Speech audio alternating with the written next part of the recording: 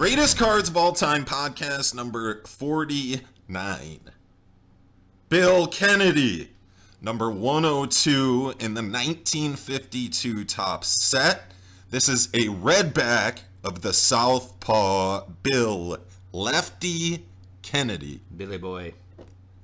Never rose to the top in the majors to his peak performance or what he wanted to accomplish, I think, but did have a stellar minor league career. In 1946, Bill grabbed the attention of major league scouts everywhere when he struck out 456 batters in 280 innings and went 28-3. with an ERA of 1.03. Yeah, on the back of the card, it indicates that that was a baseball strikeout record. I'm not sure if that still stands. I believe that's since been updated, so I think it's the second highest in history.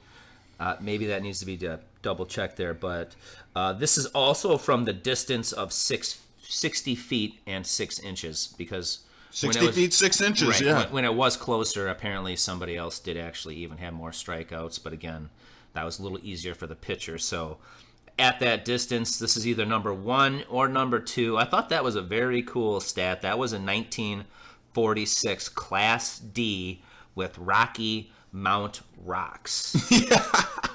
So, yeah, it was in the minors, but still very cool.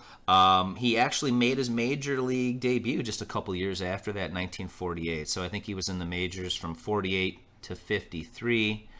And then a very small stint in 56, like 2 innings pitched, and 57, I think, like 12 innings pitched. So, a majority of his playing time in MLB, at least, was 1948 to 1953. This was a real cool time, this time you're talking about here. Bill had his best year in the bigs in that little era there in 1952, when he led the American League in appearances and had a 2.80 ERA with all that playing time. A reliever, right? Basically, I mean, if he's making number 1 of appearances, that makes me think he is a reliever, which is fine, great. Obviously, he must have been pitching well. It was a low ERA, and if you're making that many appearances, they're having a lot of confidence in you. And in 52, he played for the White Sox, and this 1952 Topps card is featuring him on the St. Louis Browns there. Right. So during this season, he was playing for the White Sox in 52, but his 1952 Topps features him on the St. Louis Browns. Guy was traded I do think a lot. That's pretty cool. He was traded a lot. I think he played on a bunch of different teams. He was tossed around. Traded a little before that season, but looking at the card itself and the St. Louis Browns logo, now that's just awesome. I love it. That's half the reason I bought this card for my collection. I love 1952 Topps. And what's really growing on me are the 1952 Topps St. Louis Browns. Those logos are awesome. The card itself is pretty cool. It's a red back. I like the colors. Yeah, the colors are cool. 52 Topps. I know you're a big fan. I'm a fan of 52 Topps also. This one is beat up on the corners. I will concede that some of the corners are actually missing. But, for a few dollars, you can enter the 1952 Topps set, get some really nice vintage cards that were not overprinted, and you can really have a good time collecting them. For sure. I want to go back and actually tell a little story. Tell us a story. When he was playing with the St. Louis Browns, so in spring training 1950, they hired Dr. David Tracy, a psychologist. So a sports shrink? Basically, to me, it sounded like, all right, 1950, were the St. Louis Browns just way ahead of their time, hiring a sports psychologist to basically help them relax and believe in themselves. So, that's exactly... Or maybe they were just trying anything. Well, they were trying something different, probably, yes, but... to think that somebody was doing that back in the 50s, that's pretty cool. Do you think that it was like Major League where they had like snakes around their necks and stuff? Probably. Trying anything. Probably. And actually, they had high hopes for Mr. Bill Kennedy The manager during spring training was actually thinking that they would get 15 to 18 wins out of him during that 1950 season.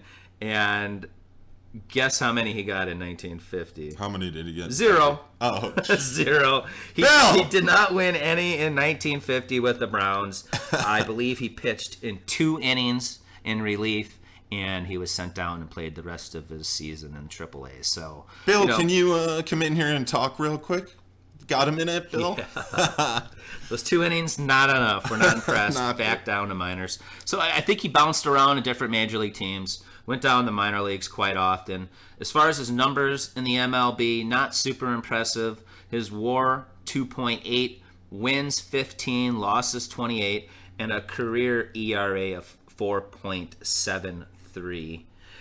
He finished his season in the 1960 year 1960, and only pitched 54 innings. Was 2-4. Was playing for the Portland Beavers. So again, last time in the majors was 1957, 12 innings. He did, play a couple more years after that. Tried hanging out in the minors.